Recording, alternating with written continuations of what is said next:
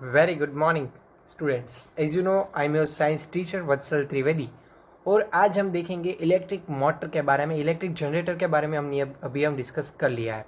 Okay, so आज का ये वीडियो हमारा लास्ट सेशन होगा, लास्ट वीडियो होगा of the unit number 13 of physics, magnetic effect of the electric current. Okay, so आज का जो टॉपिक है वो आपकी एग्जामिनेशन के अंदर डिटेक्ट कर दिया है as per the government rule, but government ने ये बोला है कि आपको जो भी पॉइंट टेक्स्ट बुक के अंदर है सभी चीज़ कवर करनी कंपलसरी है, क्योंकि एग्ज़ाम की जगह अलग है बट हमारी नॉलेज के लिए, समझने के लिए it is most important. Okay, so ये यूनिट के अंदर हम ये कवर करेंगे। So let's start it. So first one is the introduction and the electric motor. जो हम आज देखेंगे, इलेक्ट्रिक जनरेटर आपने देख लिया, इलेक्ट्रिक मोटर क्या होती है, what is the electric motor, what is the principle of electric motor, और उसका कंस्ट्रक्शन किस टाइप का है, उसका वर्किंग प्रिंसिपल कौन सा है, देन आफ्टर वो कौन से टाइप में अवेलेबल होते हैं, देन लास्ट हम देखेंगे यूजेस ऑफ इलेक्ट्रिक मोटर। सभी चीज़ कंप्लीट करने के बाद हम जाएंगे नेक्स्ट पॉइंट पर। ओके, जो हमारा नया यूनिट हम स्टार्ट करेंगे वो हम डिस्कस करेंगे। सो अभी यहाँ से हम स्टार्ट कर रहे हैं नया topic. What is electric motor, क्या होती है?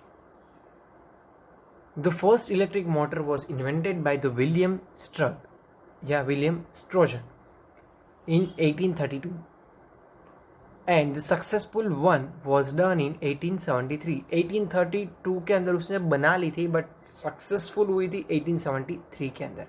आप छोटे छोटे खिलौने के अंदर मोस्टली जेसीबी जो छोटा आता है उसके अंदर आपने देखा होगा, बुलडोजर जो मिलता है बाजार में, उसके अंदर काफ़ी सारी मोटर्स यूज़ हुई है। तो यही मोटर के बारे में हमको पढ़ना है। सो उसकी वर्किंग हुई है, छोटी है, हम बड़ी बड़ी भी हो सकती है। So machine that converts the electricity into mechanical energy for motion. An electric motor is a type of the prime move and mechanical system. ये क्या करता है, इलेक्ट्रिसिटी को अप्लाई होने के बाद उसके अंदर कुछ मोशन इंप्रूव करता है। तो क्या होता है उसके अंदर वो दिखते हैं। So principle of an electric motor, क्या होता है principle? An electric motor works on the principle on current carrying conductor place in a magnetic field and express the force, यानी कि इलेक्ट्रोमैग्नेटिक इंडक्शन। ओके, और यहाँ पे आप देख सकते हो कि क्या होता है, principal that the current carrying conductor placed in a magnetic field.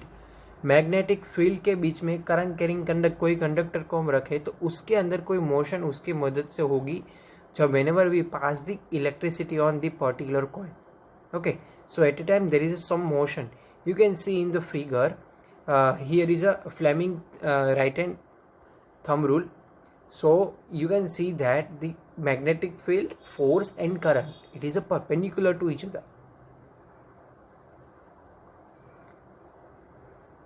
Now a construction,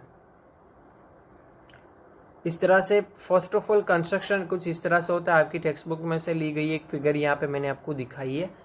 दो मैग्नेट होते हैं, नॉर्थ और साउथ पोल, और यहाँ पे कार्बन रॉड, उसके साथ ब्रशिस है और उसके साथ बैटरी कनेक्टेड है, और चारों ओर कोई कंडक्टिंग कोयल है। तो अभी हम देखेंगे क्या होता है। So first armature coil. So it is a large number of turns insulated in a copper wire wound on an iron core in a rectangular shape forms the armature coil ABCD. You can see here ABCD, it is an armature coil. Next is a strong magnet. The armature coil is placed between two poles pieces north and south of a strong magnet. This is provide strong magnetic field. ये दो आप देख सकते हो, north और south, it is a strong magnet. Split ring and commutator. So it is consist of two havels R1 and R2. You can see here R1 उसके नीचे है and R2. R1 and R2. The ends of the armature coil are connected with the direction of the current in armature coil. वो coil के साथ connected होगी. Then brushes.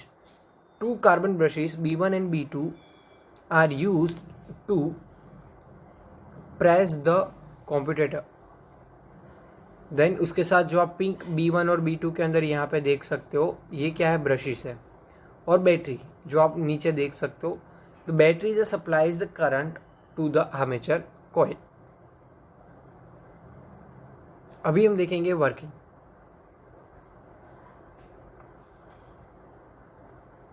When a current is passed through the coil ABCD arms, AB and CD experience the force.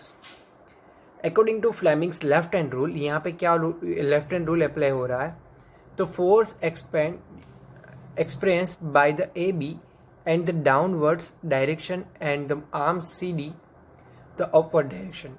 Both of these forces are equal and the opposite. This rotates the coil clockwise direction until the coil clock is vertical. At this position, the contact between the commutator and brushes break. So the supplies to the coil is cut off. So this is a no force acts on the coil, but the coil does not stop due to the inertia. So it goes on the coil, but the coil does not stop due to the inertia. It goes on the rotating until the commutator again comes in a contact, while the brush B1 and B2 again the current start the passing through the coil and the arm AB rotates through the 900, 1800, 2700 and 360 degree. Now the force acting on arm AB is downwards and the CD upwards.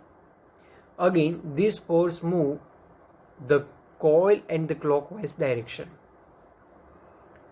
Thus the coil rotates with the help of the electrical energy and the coil of DC motor continues to rotate in the same direction. अभी हम वापस पिछली figure के अंदर जाते हैं। Okay, सो अभी आप यहाँ पे देखेंगे कि जब करंट ये डायरेक्शन के अंदर, यहाँ से हम सपोज करंट यहाँ से पास आउट हो रहा है। ओके, सो ये सपोज करंट ए से बी डायरेक्शन के अंदर जा रहा है, तो according to Fleming's thumb and rule तो क्या होगा, फोर्स कुछ अप डायरेक्शन के अंदर होगी करंट, और ये मैग्नेटिक फील्ड कुछ इस तरह से होगा। ये आपका मैग्नेटिक फील्ड इस डायरेक्शन के अंदर जा रहा है, नॉर्थ टू साउथ, करंट उसकी ऊपर की डायरेक्शन के अंदर की ओर जा रहा है, और फोर्स है तो ऊपर, तो इस तरह से यहाँ पे कॉइल इस तरह से मूव होगी।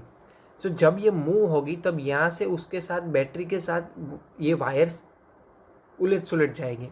तो क्या करना है, उसके साथ ब्रशेस को कनेक्ट करना है। तो ब्रश के अंदर कनेक्ट करंट हो रहा होगा तो अल्टरनेट करंट होगा। जब ये पहली रोटेट होगा तो जो ए बी होगा वो सी डी के प्लेस पर आ जाएगी, यानी कि R1 है वो एक बार R1 B1 again R1 B2 इस तरह से वो रोटेट होते जाएगा। तो इस तरह से पूरी साइकिल कंप्लीट होती जाएगी।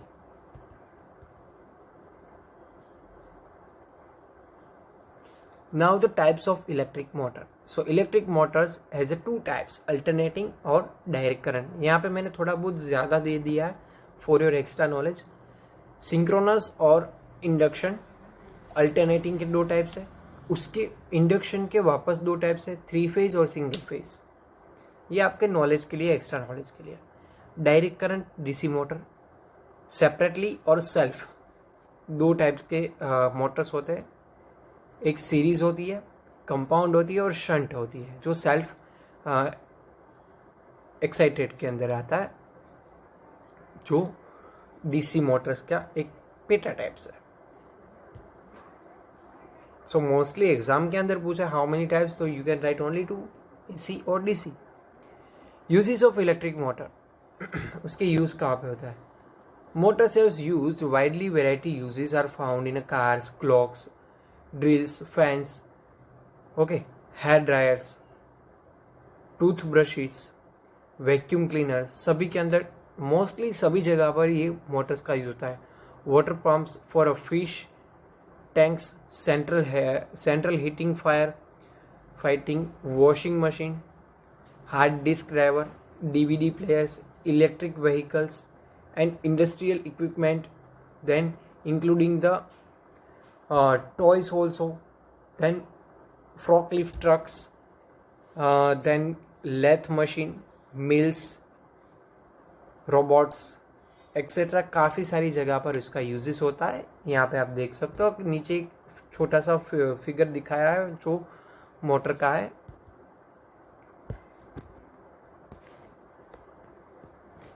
So now at last question answer for you. You have to attempt this whole question answer. With proper diagram explain the principal construction working and types and uses of the electric motor. एक ही question में सभी point cover होने चाहिए। काफ़ी बड़ा question है, don't worry. आप ये मत सोचना कि इस बार नहीं पूछाएगा, बट इन फ्यूचर आप साइंस स्ट्रीम के अंदर जाओगे तो ये ज़रूर आपको आगे काम आने वाला है। So it is compulsory to attend this question. As a reference, I'll use your science textbook, SlideShare application and Wikipedia of magnetic effect on electric field. So here the unit is over. So finally I declared that unit is completely over. Next time, next video हम मिलेंगे with new unit and new science. So अभी यहाँ तक रखेंगे। So अभी के लिए stay happy, stay home. Thank you very much. To be continue next video with new unit. So अभी के लिए bye bye, take care.